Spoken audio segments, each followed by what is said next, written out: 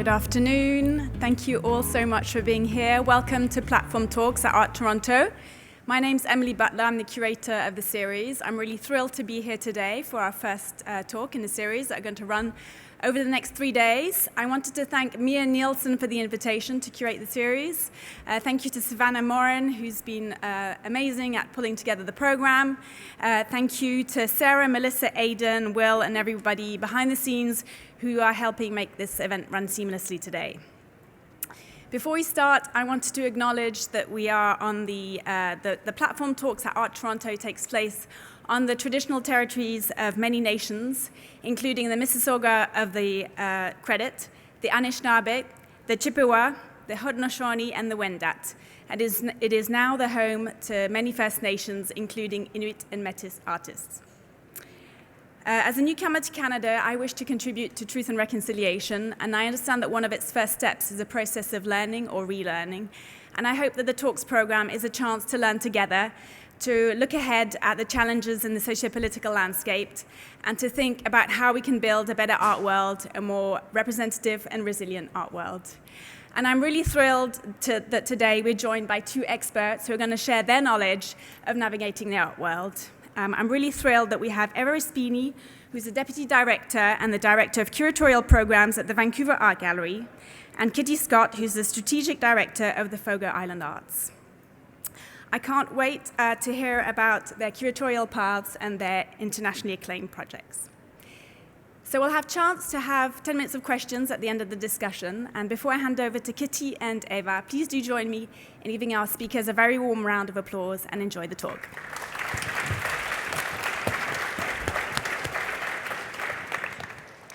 Thank you everybody for coming out today. It's so great to see so many familiar faces, also people I don't know, and I imagine lots of artists and art lovers out there in this group as well. So just thank you for all coming and being part of this today. Yeah, I just want to echo my thanks. A lot of people in the crowd that I know and many that I don't know, and thanks for taking the time on a Friday in the middle of your day. So you might know we do this in the morning for people who are in the field, curators. So we've been through this interview once this morning, and I just thought I'd tell you that they all sat about 3 rows back. And we thought there was some sort of critical distance or suspicion, and we're really happy to see you engaging right up here at the front and with us. It's a warmer welcome, I'll be honest. Anyway, so I am so happy to be here with Eva today, and we had a really interesting conversation this morning. But I'm going to open up a little bit. You know, she's with her here. She's somebody who travels a lot, and she's moving around the world. And I just wondered, Eva, if there's anything out there that you've seen in recent travels that you sort of want to report back on and share with this group of art lovers, art people. Yeah, a lot of things, but a recent exhibition that I saw in London maybe last week or a week and a half ago was at the Barbican. It was an exhibition on art in India in the post-independence moment and sort of art's relationship to the nation state and this idea of artists struggling with, thinking about representation, what is art's role in thinking about the formation of the national and what compromises, the national. And it was a very well done exhibition. The curator, Sinead Javari, is, really astute, very rigorous. And I came away thinking a lot about this relationship of art and national identity. And, in a moment when I am living in Canada as a non-Canadian and thinking about my relationship to curating in a context that's not my home and not my own. So it sparked a lot of questions for me. One of the ways that we know you, so you have this great moniker for your Instagram account, Curator on the Run. And so we see you on social media, kind of moving around the world. Do you want to tell us a little bit about how you came to that persona, developed the Instagram site, how you think about it? Yeah, we were talking about this morning. I mean, it sort of came out it started as a joke, actually, and the moniker Curator on the Run was actually my husband, who just kind of, thought it sounded clever. And now I guess it's become a persona. As you say, it is a persona. One of the things I love being a curator, one of the things I love about it is we get to travel. It's part of the job. And for me, seeing art in person is incredibly important, and the pandemic really kind of hit that home for me. There is no replacement. JPEGs and all that are great, and you can learn. But seeing it in person, meeting artists, understanding the context in which something was made is really, really important. And so, I'm lucky enough that I have a travel budget. I do get invited, like here, to give talks and go to other places. And so the Instagram, in a way, is a kind of visual diary, if you will. One thing that I struggle with is I also have a deep suspicion around social media and the way in which it has, I believe, sort of curtailed productive dialogue, and it's very surface at the end of the day. So I try and take it all with a bit of a grain of salt and just think of it as a platform to share what I see in the privileged way that I'm able to travel the world and see really interesting things. We work in the field of contemporary art, both of us, and one of the ways that field kind of advances and moves forward is, of course, in the art that artists make, but it's also in the way that exhibitions are made, how we think about, as curators, how we think about exhibition making, how we think about working with artists, what we're going to pull out and kind of share with you what we've learned about various artist practices. Eva has made two, many interesting shows, but of late, like two really beautiful shows. So I want to kind of pull two out and talk about Dino Lawson, so a show that opened in, I think it was 2021 at the Boston ICA, and working with very powerful black artists from the U.S. and subject matter very, very tough. And I guess, this is opening in 2021, and you think the United States has been kind of dealing with COVID and the reckoning that happened around George Floyd. And then in April 2022, she opened the Simone Lee Show, or exhibition in Venice, which is a very different kind of venue. So you think about the ICA in Boston, where she was working, and then you think about the platform of international pavilions that Venice offers. And I just wondered if you would open up a little bit about the process of working on these two shows, talk about the time that they were happening, and just how you worked with artists and what the pressures were, what artists were thinking about, what you had to respond to, how you moved through that time. Yeah, thanks for that question. Maybe I'll start with Simone Lee, because I was talking a little bit about the nation state with the show I saw at the Barbican. So for those of you maybe who've been to the Venice Biennale and those of you maybe who haven't, there are national pavilions and there are artists who represent their country. It's essentially a World's Fair, dressed up as contemporary art. And the way that it works in the U.S. with the U.S. Pavilion is the U.S. State Department runs the program, because there's no Ministry of Culture in the U.S. And so one applies, and we applied as an American museum with Simone Lee, who is an artist that is very concerned. Her work is looking at the subjectivity of Black women. She's very insistent on the representation of Black women and forefronting that, and also ideas around the African diaspora are very much present in her work, in the materials and in the concept. So one applies to the U.S. State Department, and just to give you a sense of the context, it's when we applied, it was during the Trump presidency. We applied before COVID in January, and we were notified when COVID was in full force. And as Kitty said, what developed with the murder of George Floyd and a kind of reckoning, not just in the US, but elsewhere, but was felt very deeply in the US, this exhibition was more resonant than ever, more than we could have ever anticipated. And, there was a lot of opportunities to speak to the moment about representation and what it means for an artist to represent a country. But Simone also really struggled with that mantle of representation. And she said this quite publicly: how could I, in her words, represent a country that I don't feel I was ever represented in, that I don't ever feel visible in. And so her approach was one that was critical. And, you know, we did have a lot of conversations at the time. Again, this was during the Trump presidency. We thought, okay, what does this mean? It is the U.S. State Department. It is some government money that's funding this whole endeavor. But, you know, I have to say, even in that criticality, there was a lot of productive conversations. What was incredible about what Simone did, and there's some slides, there you go.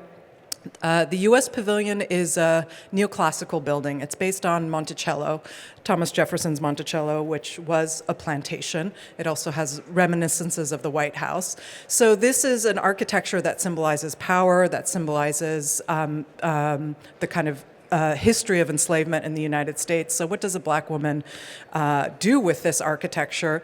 What she does is she turns it into a sculpture. She creates a facade with raffia, a material that is a material that she uses quite a lot, that you see a lot in the Global South, and she changes the whole pavilion into a sculpture in a radical move that completely shifted this kind of orientation of what you expect to see in the U.S. Pavilion with something entirely different. And then the pavilion itself is populated with sculptures, bronzes, and ceramics that are, as I said before, insistent on and representing black women with, you know, great power. A lot of her sculptures are larger than life, and so they really take the space in the pavilion and anywhere that they occupy.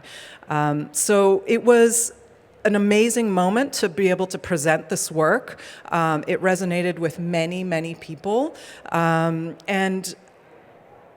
it was amazing to work with an artist that was very sure about her vision. She was very clear about what she wanted to do and why. That her politics and the politics of the work were front and center, and she was unapologetic about it. And that was a real pleasure to be able to work in that kind of context. What about Dina Lawson? Yeah. And, you know, one of the things I saw at the exhibition in Boston, just sort of the first moment we were allowed to travel in Canada, I went down to that was one of the exhibitions I wanted to see. And, you know, it's an exhibition you walk into, sort of large-scale photographs, but this incredible carpet all throughout the exhibition, like not a typical carpet you would find in an institutional space, and then crystals in every corner of every room. So I wonder, can you talk a little bit about the approach to that installation and what you and the artists were thinking about together? Sure. One of the things I love about being a curator is it's really storytelling. What we do is we tell stories in space, and it's a dramaturgy, and, you know, I think, Kitty, you have done this a lot in your shows as well. You're sort of setting the stage for a story to be told. And that's very much what Dina and I did. So Dina is a photographer who I've known for a long time, and this was her kind of first mid-career survey, first major kind of museum moment. And as Kitty was saying, the work is tough. The work is about intimacy, it's about family, it's about picturing sort of black familial life. She thinks a lot about her own experience of growing up in Rochester, in a working class community, a community of matriarchs, so a lot of her pictures do feature women. There's nudity, there's sort of these intimate moments, and, you know, within a museum context, that's kind of tough to put these pictures in a sort of white box situation. So she and I talked a lot about how can we make the museum more intimate. And so she came up with this idea of the carpet. And she said, I want to have a carpet that used to be in my mother's house in the 1980s, a purple shag carpet. So we didn't quite get to shag, but we got to purple. It was like this deep maroon. And it did two things. One, it did make the space more intimate. It felt domestic. And two, it made it quiet, because we had concrete floors like these floors, you know, which are echoey, very institutional, very museum. And all of a sudden there was this kind of hushed environment that felt intimate, and that really encouraged a different kind of viewership, right? You can get close, you can spend time. And then, as Kitty said, there were also crystals that the artist placed in corners around the gallery. And prior to working with Dina, I was not knowledgeable about crystals at all. She is very much, and she's a very spiritual person. And what she did was kind of calibrate the rooms with the crystals. So a room, for example, that had some tough pictures, she put in crystals that have a calming effect. In a room where there were pictures picturing some intimacy or familial relationships, she put crystals that elicit feelings of love. And she and I had a bit of a back and forth where I said, we should put a label explaining what these things do, because I'm sure our audience members are going to wonder, why is there a crystal in this corner? And she was very adamant, no, we don't explain this. They are just here to make the environment better, which was a learning moment as a curator, because as curators, we're always wanting to explain and give context. No, for sure. And you even tell the story about how asked a lot of questions when you visited about the crystals. Yeah, because I was really curious what they were doing in the room. And if you think about the time, everybody was still very worried about sort of being sick and things like this. So I thought they might have had some kind of healing sort of thing. Anyway, there was a very talkative, are they guards or interpreter? They're interpreters and very talkative interpreter in the show that we asked the question about why they were there, and we got a very long answer. And in fact, he walked with us, I think, through the whole show. So a very kind of memorable experience. Well, it was kind of the depths of COVID. I mean, it's almost hard to remember. So probably eager also to see people and speak to people. Exactly. It was one of the first shows that we had back in the museum, which, again, that effect, I'm so glad to hear you say, Kitty, that it had an effect on you. Yeah. Of the welcoming, of the domestic, of the crystals in terms of the healing power that they do have. That was all very much calibrated to the time and the context in which we were living. That also happened to bolster the work. Yeah, the work didn't need it, just to be clear. The work stands on its own, but it's part of that dramaturgy that I think we were talking about. Yeah, I think it was a really beautifully curated exhibition. I've seen so many, and this one was very memorable for me. And I think it's partly the time, but for sure the work hasn't left my mind.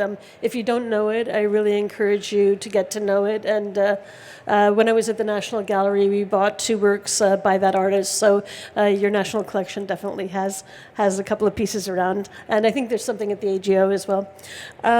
So that's talking about these 2 particular sort of current exhibitions. But if we look at Eva's career, she's been really focused on women. I think very, very strong artist with very strong vision. She's made. I guess since 2012, you did the Cindy Sherman show, which I think we all know, kind of incredible figure. But you're working with artists to make these monographic exhibitions, so you really seem to like to focus on the solo presentation. So what is it about that format that you like to dive into and open up artist careers for the public? How does that work for you?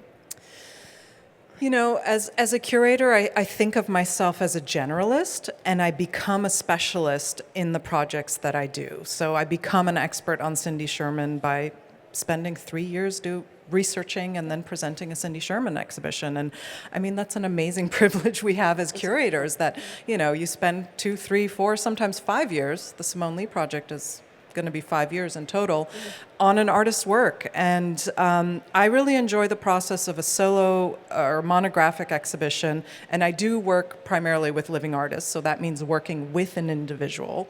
I like the process because every time I learn something new, and every artist is different, not just personality-wise, but the work demands different needs. There's different challenges, not just interpretation, like we were just talking about with Dina and the crystals, but the different contexts in which you present the work, the time in which you present the work.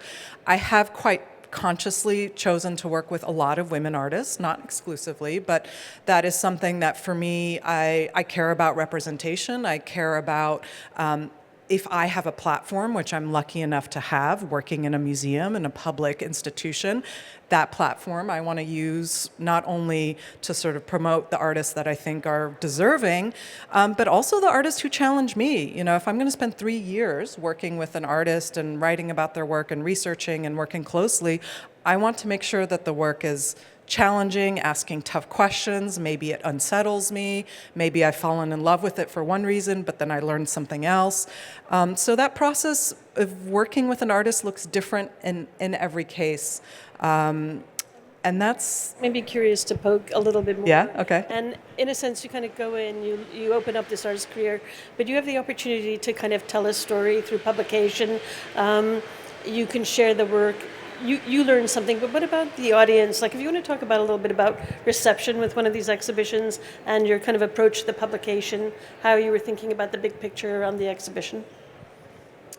Yeah, maybe for me, publications are very important because it's the way that an exhibition lives on, not only in terms of being documented, but publications end up in libraries. Students, generations from now will have access to it, and it's important for the scholarship that we commission and that we make. So for me, the book format is actually a separate medium than the show, if we think about these expressions as medium specific. So an exhibition is a physical experience, as we were talking about, it's storytelling. The book is maybe more of a scholarly experience, but you can tell a different story on the page. It's more intimate. So one example is an artist that I'm working with right now, Firle Baez. She is a painter born in the Dominican Republic, living and working in New York, and her show will open next week in Vancouver. It was in Boston, and then it will have a North American tour. She's a fantastic painter, and so we were doing this monographic show that will open, and we're doing a book, but she had just had a book published. A big, good monographic book. So the question became, well, we're not going to just repeat the same thing. What should we do? And so that was an instance where we decided to make the book more of an artist book. And I had seen her sketchbooks, and they were so great. And so what we did is we made a facsimile, but half of the book is a facsimile of her sketches. And then I had her annotate. Some of the sketches were from like 2004, 2015, and this is we made the book now or a year or two ago. And I had her annotate what the sketches were. And a little bit, it was sort of about memory. It's about the way in which motifs come back again and again. It wasn't overly didactic, but it was a way to privilege the artist's hand or privilege the artistic process, which is not something that you get to see in a finished exhibition, right? A finished exhibition is perfect, or we aim for it to be perfect, right? Seamless. And the book in this particular instance was an opportunity to show process. And not every artist would be open to that. I think there's some artists, as you know, Kitty, who process is private. But she was very open to that. And that was a really great experience. Fantastic. I'm curious also if you would talk about the act of commissioning. So, we, again, make exhibitions, but sometimes we will work with an artist to develop a new work, a major work, and that will be the show in and of itself, or maybe we'll bring a few things in to kind of accompany and contextualize that work. But do you want to talk about what it means to work with an artist to produce a brand new work? It has challenges. It does have challenges, and it's also completely different than the kind of traditional curating, especially in the museum context, where you do research and you pick existing works. You say, okay, this is the story I'm going to tell, whether it's a chronological story or a particular body of work that you're going to in depth.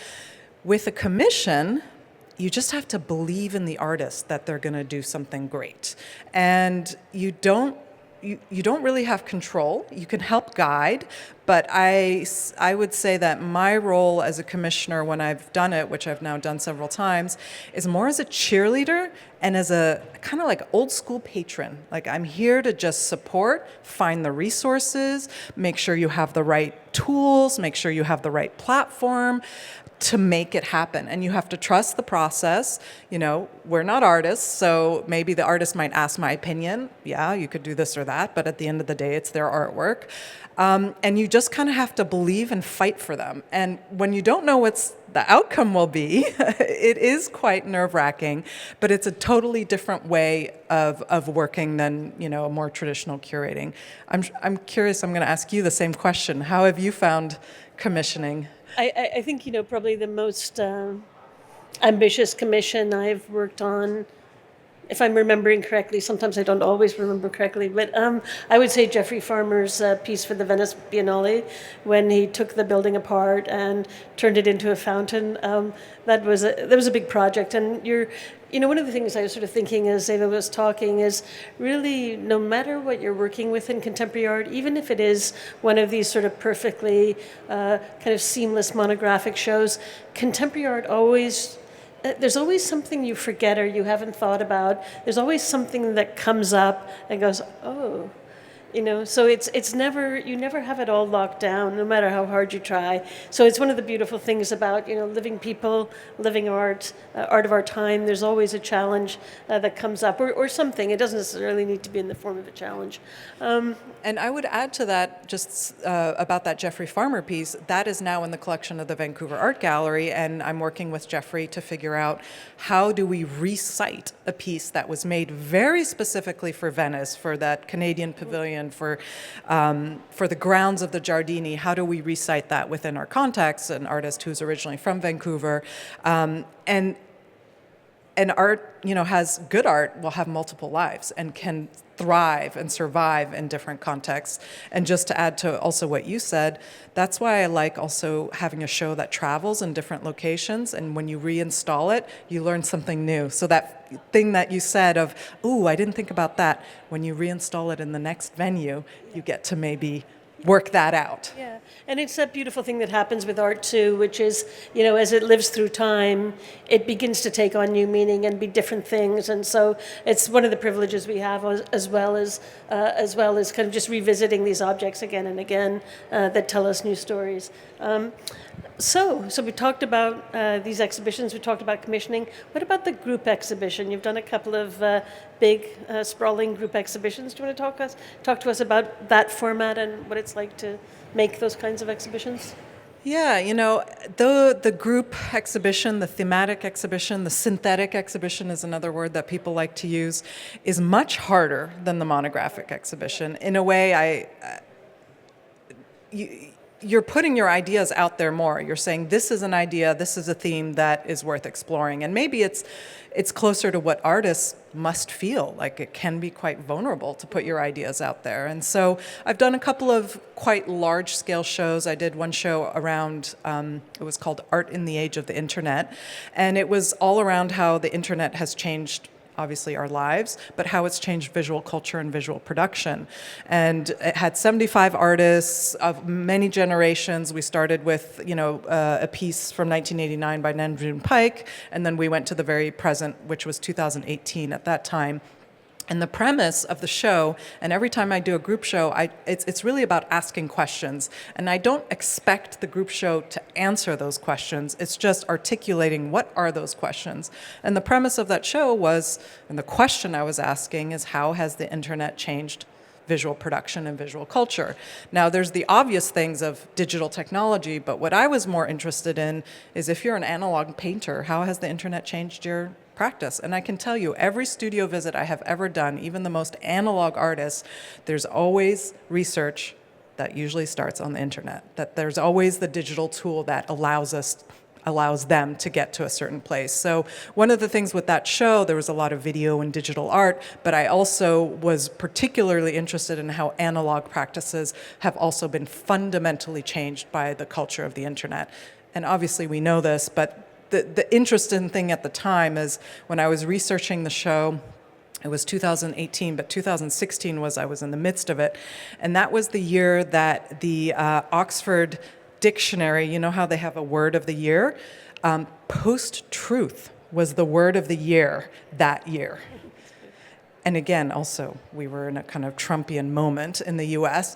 And so this notion of, when the internet was first invented, of a utopic idea of a technology that would connect all of us, information that would be shared across, regardless of geography, language, that utopian idea of the internet had gotten so far that in 2016, post-truth is really the way that I think we now all understand and know that we are not, in fact, in a utopic technology, but one that is deeply divisive, one that deeply kind of reinforces our bubbles and our worldviews. And so the show, in a way, also came to terms with that sort of cultural shift in terms of how artists have responded to that cultural shift.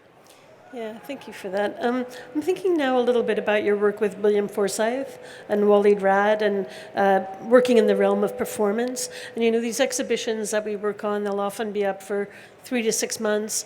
Performances tend to be events and quite short-lived in terms of their lives, but they're very complicated things to mount in museums in the sense, well, contemporary art space is a little bit different, but museums, you know, they're set up to look after art. They like it to be a painting, and they like it to be on the wall. Then they're happy for it to be in storage.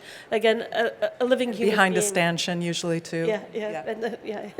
And some glass or something. Exactly. But yeah, working with a living person who's doing something that's durational is a very different moment.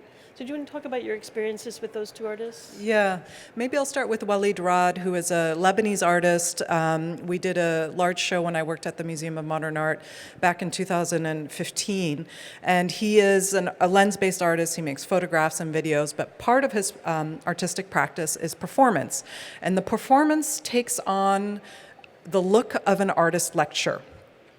He's quite intellectual. He's an artist that teaches. He was for a long time the chair of the art department at Cooper Union, which is in New York. And so the lecture that he gives as a performance at first appears to be a regular artist lecture where you come to hear about an artist and their work. But as he goes on, they're usually about 45 minutes long. They're behind a lectern with, slides. They very much look like this. Unfold to be these magical, amazing, sort of fictional lectures where you realize about halfway through, you're like, oh, this is a performance. Oh, I can't trust anything he's saying. And it's a kind of investigation of whether images are truth. And this is someone who grew up in Lebanon during the war as well. Of course, now we're again in a war. And where, the veracity of photography, think about photojournalism, right, is something that was very present in his mind during, a sectarian war in Lebanon. He's from Beirut. So it was all about investigating, whether we can believe images, how history is recorded. So, long story to get to the answer of to answer your question, Kitty, is when I invited him, I said, you must do these performances because they're critical to understanding how you are suspicious about photographic imagery, because your lecture, your performance is encapsulates that. And he said, sure, I'll do lectures, but I'm not just going to do one. I'm going to do them 4 to 5 times a week for the entire duration of the exhibition. So he did 80 performances for the 4-month run or the 3-month run at MoMA, which has its incredible endurance. And he insisted that they're all free. And he insisted especially that school groups get priority because you had to book. And every single performance was booked and overbooked. So there was an appetite for it, but when he committed to it, he went all the way, which was incredibly inspirational. But as you said, Kitty, it does also test the museum. We're not used to, these things where there's, every week you're setting it up. You have to have people to do ticketing, come and sit down, set up and all of that. And the thing that was really incredible is that exhibition toured. And it toured to a couple of places and went to Boston, and then it went to Mexico City, and he did the performances in all of those cities, even though he lives in New York. And in Mexico City, he hired an actor that would do it in Spanish simultaneously while he was doing it in English. And we were casting for the actor because he wanted the actor to look like him. So the dedication to performance there was just unbelievable. Yeah. No, kind of amazing. Thinking about him, I've had some experiences with him. He's a very incredible person, amazing artist, actually. I want to talk to Eva a little bit about collections. So we're here in an art fair, and I think one of the reasons you're all here is because you like to look at art. Some of you like to buy art, some of you like to take it home. When you're working in a museum, you're working with a very different set of parameters than you might be for your own personal house, for your domestic sphere. As chief curator, you must be looking at the collection, you must be looking at your acquisition budget, you must be working with patrons. These are big projects, and I'm kind of curious what direction you're going in with the collection and how that relates also to the moment we're living in and the things that we're thinking about. Museum collections, of course, have often been filled with artworks that are made by white men, because that's just the history of collecting. And I think that's really opening up, and boundaries are being pushed and all sorts of things. So I'm kind of curious about what kind of work you're doing. Yeah, I have to say, I was trained very well when it comes to collection building, because I was a curator for 15 years at the Museum of Modern Art, and I would say arguably that's probably one of the best collections of modern and contemporary art. And I really learned what it means to build a rigorous collection while I was there. And so I hope I take some of that knowledge with me. And now in Vancouver, we have, an amazing collection of about 13,000 objects that I'm just starting to learn about. And we have mandates, right? Every collection is different. Our mandate is to collect Canadian art, to collect art from BC, and also to collect international art. And we also have quite a strength in contemporary Indigenous art, and also thinking about the Asian diasporas that are very present in Vancouver. Our contemporary Chinese collection is also pretty good. So in learning about the collection, the thing that interests me are I should back up. Collections aren't monolithic. Collections are made by individuals, directors and curators that came before you, and the donors that gave generously their collections or their artworks. And, if you look at museums, the history of how collections are built are the history of individuals. And so I'm just one individual of many in a long line of individuals of collection building. And myself and the team of curators will make our mark in our moment. But the other thing I like to say is we're also not fortune tellers, right? We collect the work that we believe is important, that we believe should be preserved and studied for generations to come. But essentially, it's our point of view in the mix of many other points of view as well. So in terms of the collection in Vancouver, I think we've been thinking a lot about which many museums have been, how do you diversify the collection? How do you make sure you're telling multiple stories? And I think one of the things that I've been also very focused on is how do you also make sure that the collection has impact, and that, each work is representative of that artist, but also could stand alone, because in 50 or 100 years from now, the context will be completely different than the context in which we collect it. So you have to try and imagine, and really, as a curator, you're tasked with ensuring that that work can stand the test of time. Again, we're not fortune tellers, but that is part of, I think, what we take on as curators, and our responsibility to care for the collection. Is there anything that you brought into the collection recently that you'd like to talk, like something that you're I think, when we do this work, there are things that really excite us. Not everything excites us, but we're happy to do the work, but some things really excite us. So what's really excited you? Yeah, there's been a few things. I came to Vancouver. I'm not a specialist in Canadian art, so I think one of the things that I can bring to the gallery is my expertise and knowledge of, international art and art globally. And an artist that I've worked with called Teresita Fernandez. She works in New York, originally from Cuba, and an amazing artist who works at a very large scale. And we brought in a major piece by her that actually I commissioned in New York a couple of years ago and was able to bring it into the collection. It's essentially a kind of imagination of a map of the world that unites many different continents. Sort of like, remember you learned about Pangea back in grade school? So sort of this idea, but on a very large scale, made with burnt charcoal. So this notion also of kind of the earth or the land or the scorched earth being a reminder of sort of where we are in this moment of let's say, climate crisis. But that's one work that we brought in recently that I'm very excited about. And that's something that I'm paying attention to, is how many women are we bringing into the collection? How many artists of color are we bringing into the collection? How many international artists are we bringing into the collection? I would say if I'm looking, at the collection, that will be, a bulk of my focus, I think. So I just thought, as we kind of come to an end and open the floor to questions, maybe ask Eva a question about something she looks for when she's looking at a work of art. She's just told us that she wants that work to stand the test of time. But is there anything else you might share with the group about how you look at artwork? So it could be as simple as subject matter, but is there another way in, and maybe something everyone can take home with them to think about when they're looking at a work of art? Oh, you ask good questions.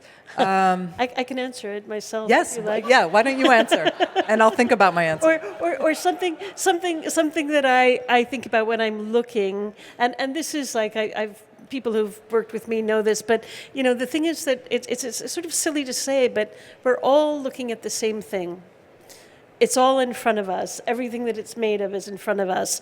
We can all see it if we take the time to look, but we're all going to end up with very different perspectives on it and bring very different things to it. But I love the idea. I know it's obvious. It's the same thing we're looking at.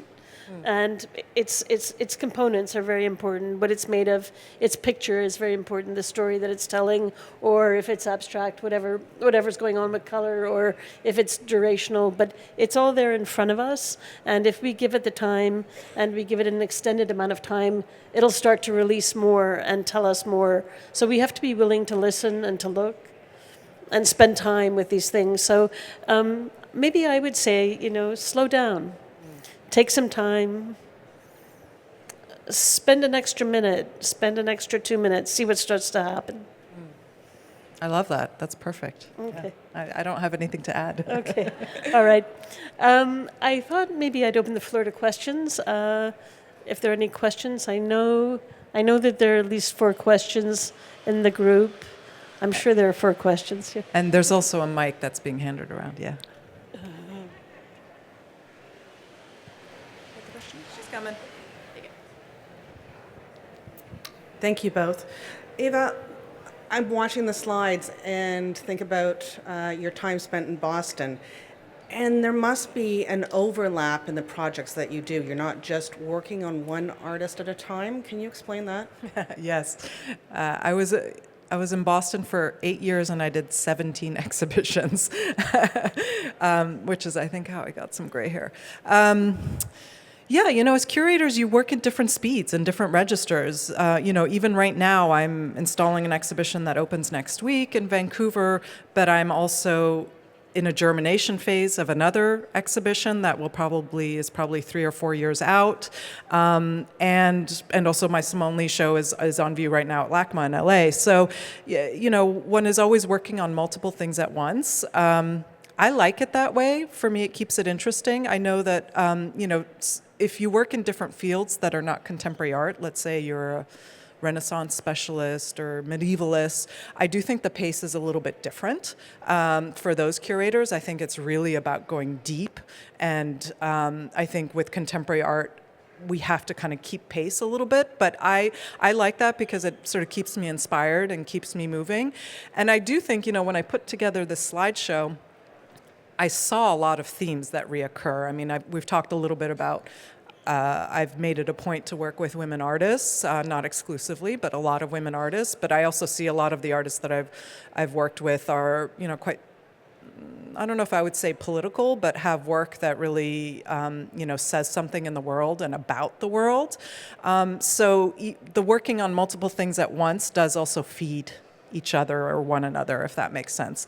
And the other thing I will say, as curators, it's often we are the public face and it's our name on the wall and whatever, and we write the books, but it's a huge team that really helps and does the work and executes, these amazing exhibitions that are theater pieces. I mean, it's dramaturgy, what we do. Exhibition making is about telling a story in space, and that takes a lot of people of, really dedicated teams, technicians that are very skilled, curatorial assistants that help with the research, the admin, all of that.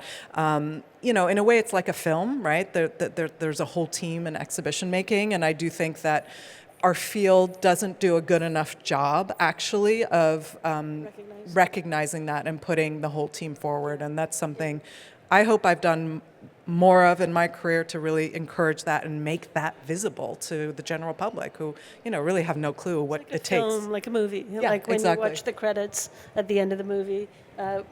Institutions could do that kind of thing easily, Yeah.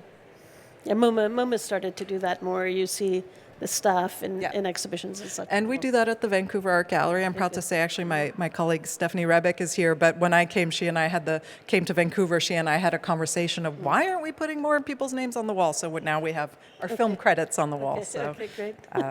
Come see them. Fantastic. So I know there's another question out there. Okay. Speaking of. Dinah, yes, my predecessor, amazing chief curator for a long time at the Vancouver Art Gallery. Thank you, Eva, and thanks to both of you for your thoughts. I wondered, you skirted around it a little bit, but the notion of the public, I think, is very important, especially in larger public institutions, and I wonder if both of you could speak about how the public figures in your conceptualization of exhibitions and how you mount them. I think a lot about the public.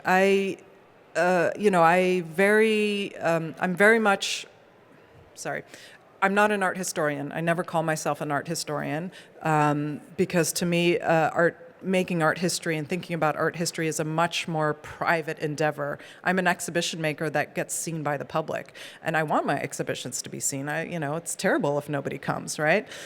So I think a lot about the public, and one of the things that I instituted when I was at the ICA in Boston is these kind of educators that are also guards in the gallery. I instituted about a week after show opened a meeting with all of them to get feedback, and then we would also do it 6 months or halfway through a show, not 6 months, to get feedback. And those were the best meetings because they're the ones that are standing all day long talking to visitors, seeing, how quickly, how slowly, what people stop and see, what people touch, what people don't touch, etc.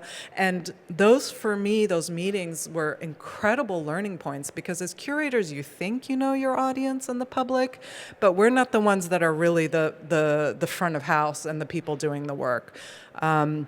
So I'm very interested in understanding who are an audience. It's really audiences, publics, because we serve so many. And in Vancouver, I've only been there a year, but I'm trying very hard to understand who our audiences are. And depending on the time of year, it's different, right? In summer, it's a tourist audience. During the year, you have the advantage of, school groups and universities.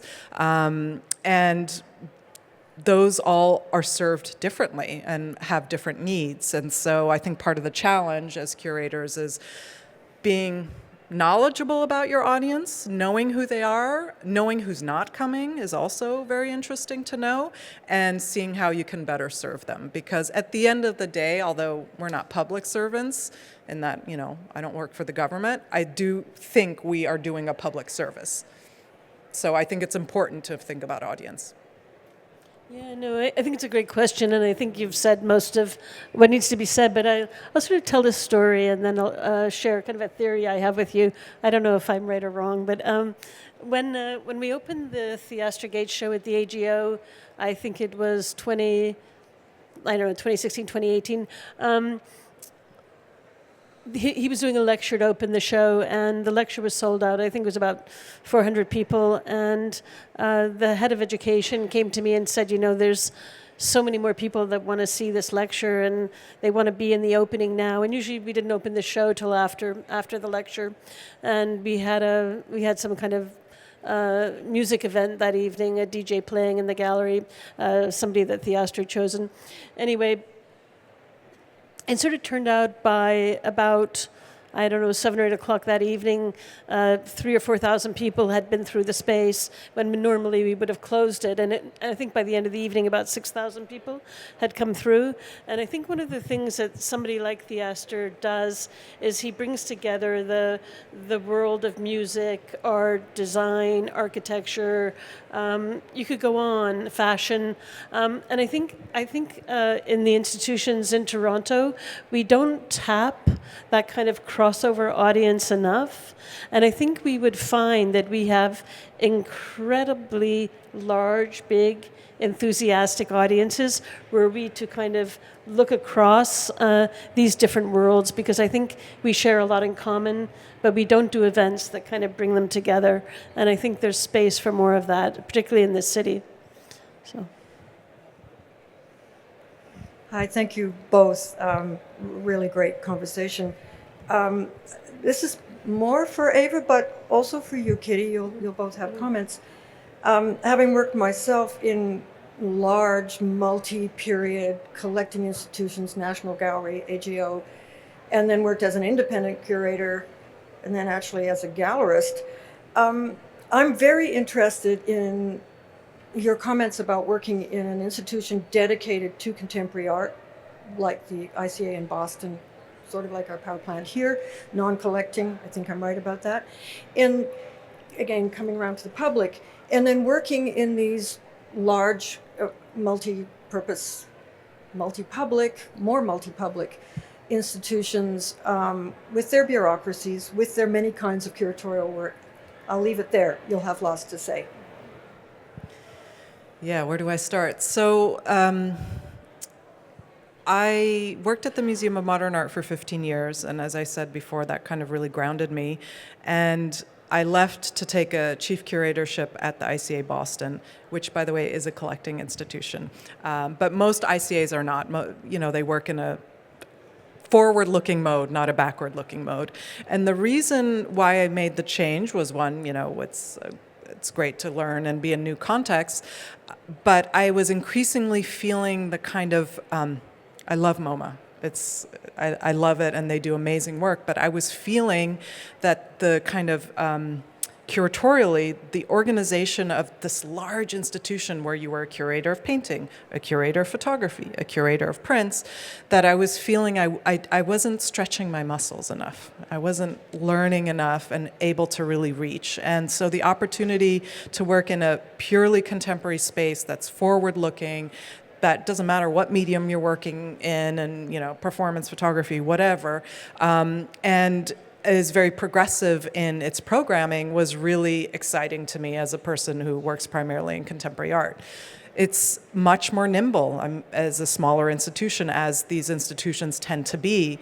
And so it allowed me, just the answering of the question, 17 shows in 8 years, it allowed me to do an incredible amount. And then coming to the Vancouver Art Gallery is a little bit more like coming back to like a MoMA or an AGO or National Gallery, obviously not as big as any of those, but in terms of a bigger ship, which comes with pluses and minuses. Bigger ship is harder to turn. It takes more time. You really got to get people on side. But you also have more resources. You have a grounding, you have a gravitas, and a different kind of platform. So for me, it's great to be able to have worked in multiple contexts, as you have, and as you have, because it makes you a better curator. And that's one of the reasons also after 15 years why I left MoMA. People are like, are you crazy? You work in the best museum in New York City. It's the best job. And I thought, yeah, it's a little golden handcuffs, though. I'm not learning enough. And I've learned a lot in Boston, and I'm learning a lot in Vancouver. Yeah, I'm not going to say too much about that, if that's all right. Any other questions out there? It's not really a question, it's more like a comment. As an artist that doesn't get to travel all over the place, and I sort of go to you a lot to see what's going on, and I wonder, because I live in Vancouver and I feel sometimes that's a fairly isolated place and I don't know what's going on in the world, would you be able to tell me what you feel is the major shift or movement that you feel when you go around and you experience things? Is there an overarching feel of something going on? I mean, I think one of the things I might say there, I know you're not asking me directly, but you probably corroborate to some degree. I mean, I think there's a huge interest in Indigenous art making, and I think what Indigenous artists are doing is now sort of we're seeing this more in the United States. I think Canada is a leader in this particular area, and it's quite familiar to a lot of us in the room, but you're seeing much more interest in Indigenous art making in the United States and in various places throughout the world. I think Australia, of course, is another leader, but that's one of the big shifts and changes I think that's going on, let's say, in the US. And, you know, we've seen it in Documenta over a few years. I think there's also this notion of collaboration and kind of collaborative spirit. I think as we move into the future, we move into this world of a climate crisis, we need each other more. And I think this understanding of the bonds, the collaboration, things that draw us together, things that will take us into a new future together are very, very important. Sustainability, thinking about sustainability as we move forward. Yeah, I would agree with all of that. And just to pick up a little bit on collaboration, I do feel, I mean, I've been in the museum field long enough now to have seen also a shift in how museums work. I think it's much less siloed, and especially when I worked in New York, it's like, okay, the Met, the Guggenheim, the Whitney, MoMA, everyone kept their cards very close to the chest, and there was no sharing. Feudal systems like kingdoms. Yeah, a little bit like that. And I think now it's very different. I mean, just last night we unveiled here at the fair that the NGC, the National Gallery, Vancouver Art Gallery, and the Remy Modern are co-acquiring a fantastic Denise Tomaso's painting, and an amazing painter who sadly passed away very young.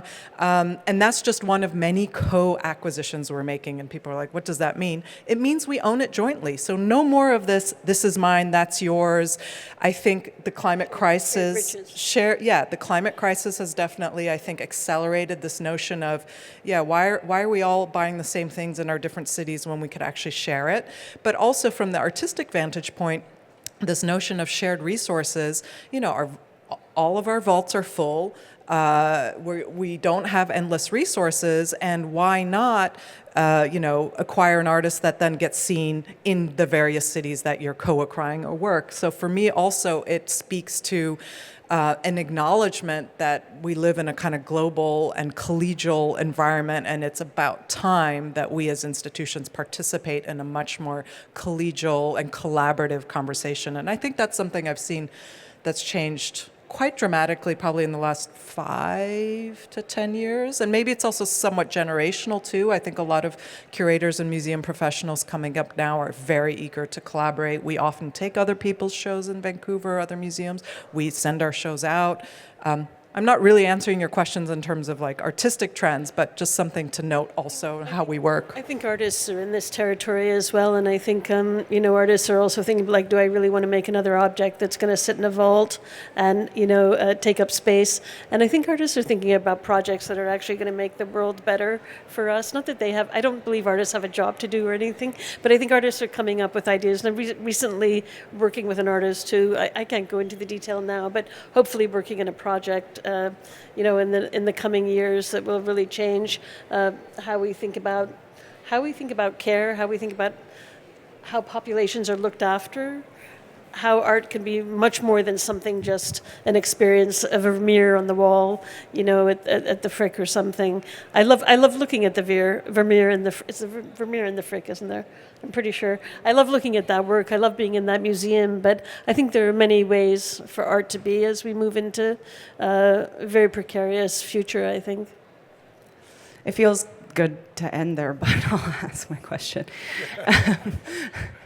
I was curious about your relationship to artists, and when you were talking about Dina's impulse to not share the details of the crystals, for example, and your impulse to explain them. And I was curious to hear do you find that's the case, that artists are less willing to give information, and that it's your job to decide or help maybe, I don't know, share more or less? And how do you decide how much to give? Yeah. Yeah, that's a great question because that comes up a lot. Most of the artists I have worked with would prefer absolutely no text, no didactics, no explaining, nothing, just an encounter with the work. And we as museum professionals, I think of my job a little bit as a translator, right? I'm serving the artist, but I'm also serving the public. As we said earlier, I hope people come and see the shows in the museums we work at. And I do think it's a responsibility we're privileged. I get to speak to the artist. I know what they're thinking. I know what the context is. That's not necessarily the case for the audience members who come in and see the work. So it's a responsibility. In the case of Dina, I'll elaborate further on that. She wanted not only no text on the crystals, she wanted no text, period.